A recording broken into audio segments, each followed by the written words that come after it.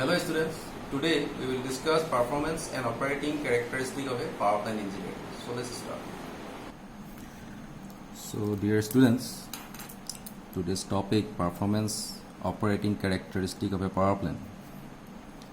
The performance of generating power plant is compared by their average efficiencies over a period of time. The average efficiency of a power plant is the ratio of useful energy output to the total energy input during the period considered. This measure of performance varies with uncontrolled conditions such as cooling water temperature, shape of the load curve, and quality of the fuel. Therefore, it is not satisfactory standard of comparison unless all power plant performance are correlated to some controlling conditions. Plant performance can be precisely represented by the input-output curve from the test conducted on an individual power plant. So let's consider I is equal to A plus BL plus CL square plus DL cube,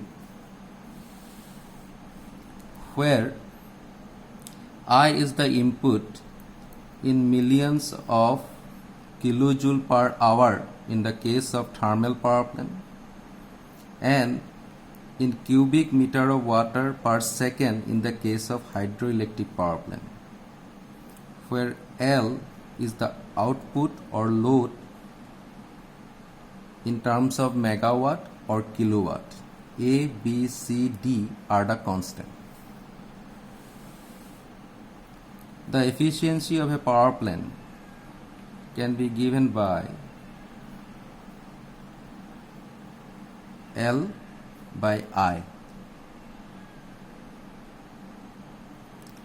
and you just replace small I with A BL plus CL square plus DL cube. After that, this is the new equation. There is another terminology called heat rate, which is equal to I divided by L, that is kilojoule per kilowatt hour. And if I put the value of I here, A plus BL plus CL square plus DL cube, and after simplification we will get A by L plus B plus CL plus DL square. So from this equation we can make a conclusion that efficiency of a power plant is 1 by heat rate.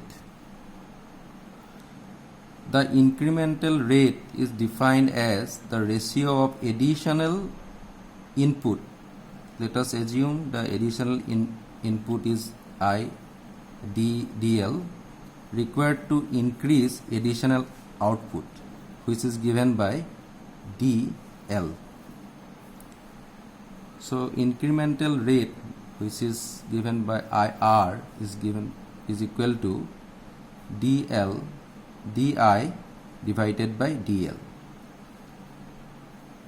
kilojoule per kilowatt hour. From this equation we will get DI is equal to IR DL, and if you make a integration of this particular equation, you will get I2 minus I1 is equal to L1 integration of L1 L2 IR DL. The total input from no load to full load. So basically in a power plant engineering we consider no load to full load at the peak. So if you consider at the beginning, this is your initial stage, no load, and final state is the full load, then you just replace 2 and I in this equation by F and O, and after that this is the equation, and IR is equal to, as you know, I dl di by dl. Now put the value of I in this equation, that is A plus BL plus CL square plus DL cube, and after differentiation you will get IR is equal to B plus 2CL plus 3DL square. This is called incremental rate curve. This is the incremental rate curve. If you observe here, this is your heat rate and this is your incremental rate. So this position represent L2 minus L1, I2 minus L1, I2 minus L1, I2 and I1, this portion.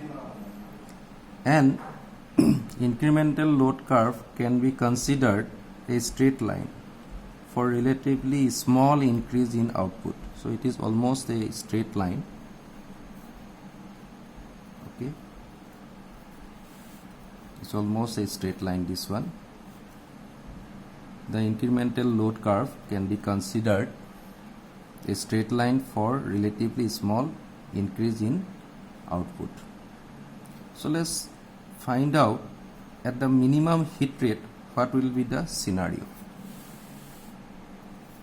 For that purpose, at minimum heat rate, let's differentiate HR, that is heat rate, in terms of load. DL is equal to 0, and after differentiation equal to 0, you will get di by dl is equal to I by L. So meaning is that incremental rate is equal to heat rate when heat rate is minimum. So incremental rate is equal to heat rate when heat rate is minimum. This indicates that heat rate of a continuous input-output curve is minimum when is equal to incremental rate. Therefore, two curves, that is heat rate versus load and incremental rate versus load, must be crossed at a load Lm when incremental rate minimum is equal to heat rate minimum. So meaning is that this is your curve, this is your heat rate, and this is the almost straight line, you can say. This is your incremental rate. So this is your heat rate, this is your incremental rate.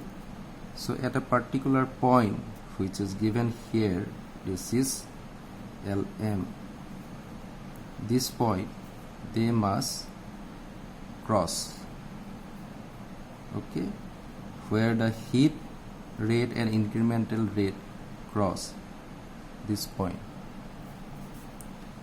So let's try to understand this performance and operating characteristic of a power plant with a suitable example. So let us consider this numerical. The input-output curve of a 25 megawatt capacity generating power plant is given by I 5 into 10 to the power 5 into 7 plus 0.2 L plus 0.1 L square. So this is your characteristic curve, where I is in kilojoule per hour and L is in megawatt. Find the average rate of heat supply that is heat supplied per megawatt hour when plant is operating at 25 megawatt load for 10 hours in a day, and it is kept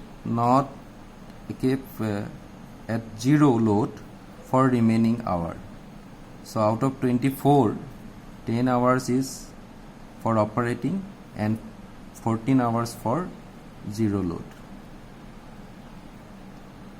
Also find out the saving in the heat rate if same energy is produced for the whole day at a constant load.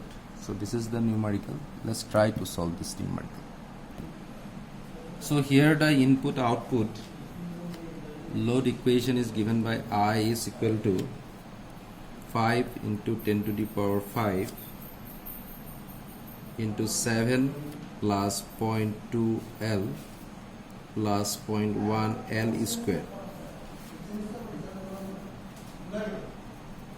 So the input per hour at 25 megawatt load, that is L is equal to 25 megawatt, will be given by I 5 into 10 to the power 5 7.2 into 25 plus 0.1 into 25 square. After simplification, you will get 74.5 into 5 into 10 to the power 6 kilojoule per hour. Okay.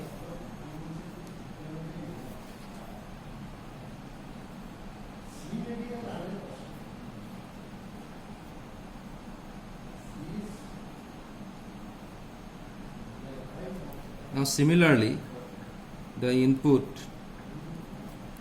per hour at zero load, meaning is that L will be 0 here. So I 5 into 10 to the power 5 7.20 plus 0.10. So it will be 7 into 5 10 to the power 6 kilojoule per hour. Now total energy generated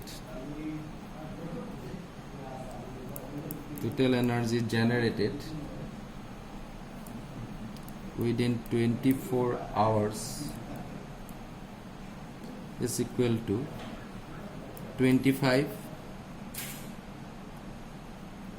into 25 for 10 hours and 0 for 14 hours. So it will be 250 megawatt hours. Okay. Now total energy input to the plant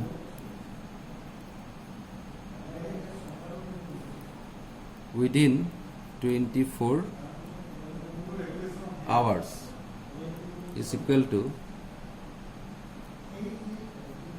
74.5 into 5 into 10 to the power 6, that is for 10 hours, plus 7 into 5 into 10 to the power 6, that is for 14 hours, that is for 0 load, that is for 25 load. So after simplification, it will be 843 into 5 10 to the power 6. This is your kilojoule. Now average rate of heat input, that is input by output. So this is total heat supplied by total energy generated.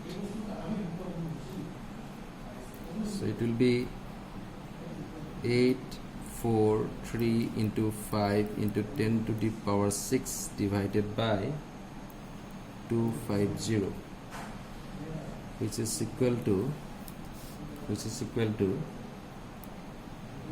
3.38 into 5 into 10 to the power 6 kilojoule per megawatt hour. Okay. Now in the second question, if same energy,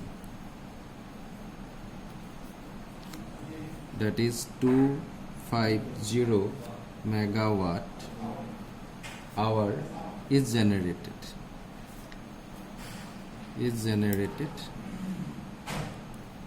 within 24 hours,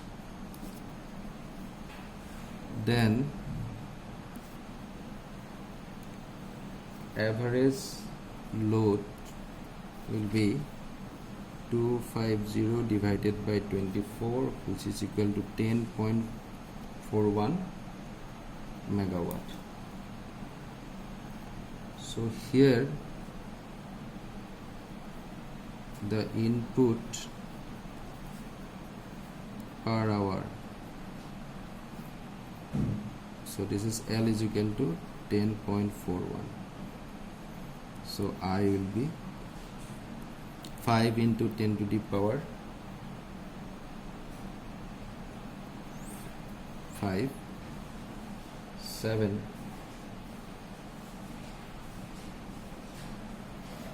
so this is actually 6. Okay, sorry, this is 6. So in the equation, this is 5 into 10 to the power 6. Okay, so 7.2 into 10.41 plus 0.1 into 10.41 whole square. So after simplification, it will be 19.95, 5 into 10 to the power 6 kilojoule per hour. So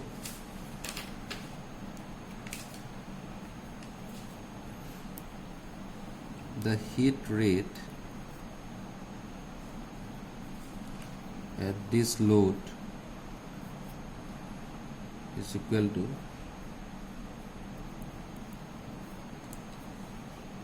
that is 19.95 into 5 into 10 to the power 6 divided by 10.41, which is equal to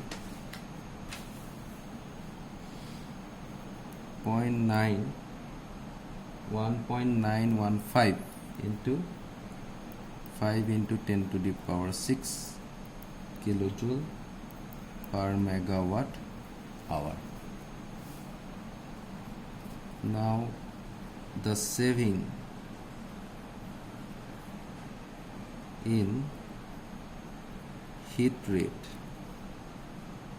will be, previously we are getting 3.38 into 5 into 10 to the power 6 minus 1.915 into 5 into 10 to the power 6.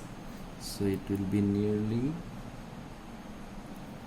1.465 into 5 into 10 to the power 6 kilojoule megawatt hour. So this is the savings. So in this problem, two sections are there. In the first section, for 10 hours 25 megawatt load is given and remaining 14 hours is a zero load. And next scenario is that the same energy is distributed equally in 24 hours. So in that sense, your average load, that is 250 megawatt divided by 24, that is 24 hours, it became 10.41 megawatts. So if you do that, then what will be the saving? The saving will be 1.465 into 10 into 5 into 10 to the power 6 kilojoule per megawatt. So this much amount of saving we can achieve by doing the first model, that is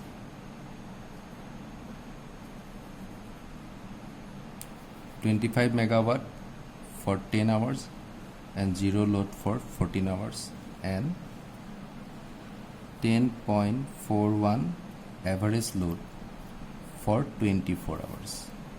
I hope you will understand the problem. Thank you.